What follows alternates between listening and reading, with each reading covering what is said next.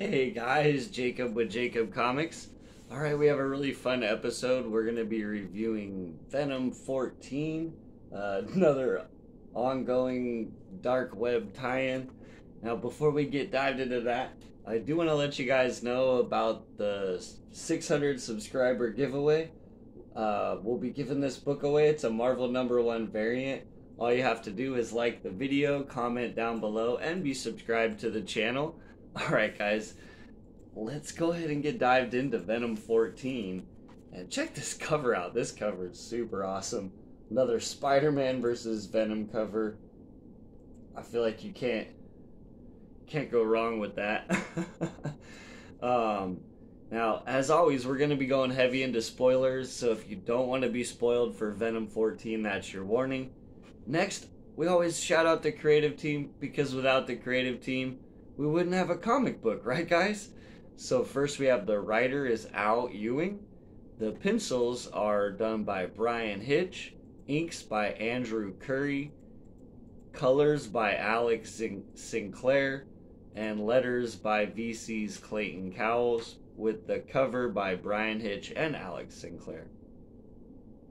Now, we kind of get a little bit of what happened prior to where the Dark Web storyline is, and we see that Eddie originally comes in and he's like, I just want Dylan, I just want my son, and I need help. And we get the reveal of what chasm, and what the namesake really means, where and we find out who's been controlling and how people are being controlled.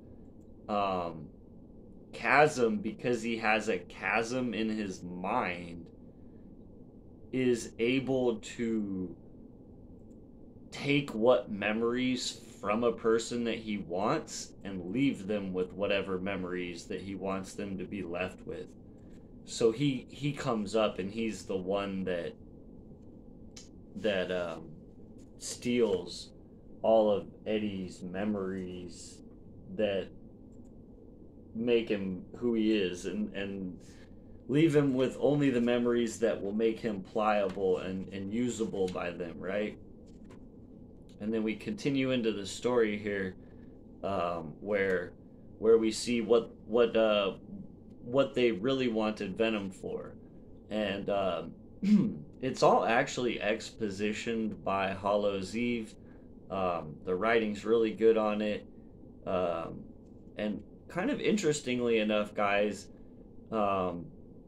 we sort of find out that Hallow's Eve doesn't really like doing bad things, and is only doing them in the hopes that she can save Ben Reilly, whom she loves, and she feels like Madeline Pryor is the best way that he can be saved. And while through this we do have the use of Venom, which is basically just to fight Sync and distract Sync while Hallow's Eve uses one of her masks that gives her flying ability, flies into the X-Men treehouse in New York, and what does she get, guys? But she comes back out with the like a small Cerebro helmet. So Madeline Pryor's basically used all this as a diversion to get this Cerebro helmet. And throughout this issue, we really do build up this new Hallow's Eve character, and that's great. It actually has me even more liking the character, and so I thought that was really good. Then we do see kind of the wrap up of the fight here between Sync and Venom, where hey guys, man, Sync's kind of more stronger than a Venom from 20 years ago, basically. Uh, and Sync even says too, just kind of so so you guys know, Sync even does say that you don't ask me what your deal is. All I know is that I'm getting some real interesting stuff from you. Not just the power of a symbiote, some kind of a symbiote hive leader. You could do a lot with that if you could remember how to do it. And so Sync ends up using his powers to make him think he's fighting Spider-Man and kind of messes with his mind. That's the best way to. He uses some Jean Grey powers on him, and he just kind of goes off running and trying to make it stop. He even says, make it stop. And at this point, he's not really needed anymore by Madeline Pryor and Hollow's Eve, because they have escaped with this.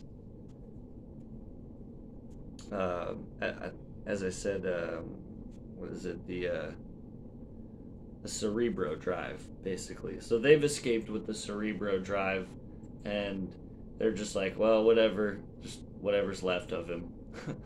And so he's running down the street, and he's kind of half out of his mind, just babbling about Spider-Man. Still doesn't have his memories and everything. Kind of like turns into Bedlam, we can see here. So sort of getting angrier, and then we see from off screen someone says Dad, and he says you, and he says yeah, me. I figured it was time, Dad. Time we had this all out. And one of the other things that was kind of weirding Venom out was that in this time he had someone else in his head, and he's kind of confused, like, where is Venom? Like, why is it just me in here? Why is there no Venom in here? So that this reveal here of, at the end, he says, time we had this all out, and we do get Dylan bonded with Venom. I think we have kind of an interesting setup here where Eddie doesn't quite have his memories completely intact, right, guys? And Dylan has the symbiote, and earlier he was like, I don't know who Dylan is, right? So we know at this point in Eddie's, 20 years ago, he hadn't had Dylan yet, and so he doesn't know who Dylan is. So are we gonna have father versus son in the next issue? That could be, and if you sneak peek at the covers, that's what the cover of Venom 15 is. So kind of excited to see that go down. And well, the cover's actually, interestingly enough, it is Codex and Venom fighting, or Codex and Bedlam fighting, which we saw at the end here.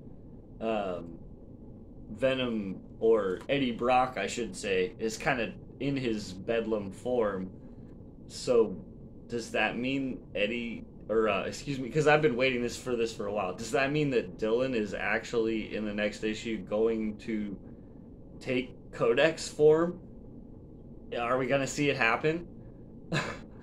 Pretty excited about that if that's happening, like, now. Like, holy cow, I'd be really surprised about that. So yeah, Venom 14 gets a big thumbs up. I'm really enjoying this whole Dark Web storyline, guys. That's what I have. It's been a lot of fun. The artwork also is super awesome in this. Props to Hitch, Curry, and the whole art team. Some top-notch stuff, man. So yeah, like I said, thumbs up on Venom 14. That's what I have, guys. Remember, if you like this kind of content, like, comment, subscribe, helps the algorithm. We'll see you guys next time. Have a great day.